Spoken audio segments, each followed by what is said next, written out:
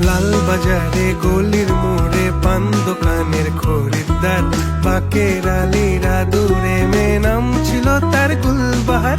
লাল বাজারে গলির মোড়ে পান দোকানের খরিদ্দার, বাকের আলীরা দূরে মেয়ে নাম ছিল তার গুলবাহার, নাম ছিল তার গুলবাহার।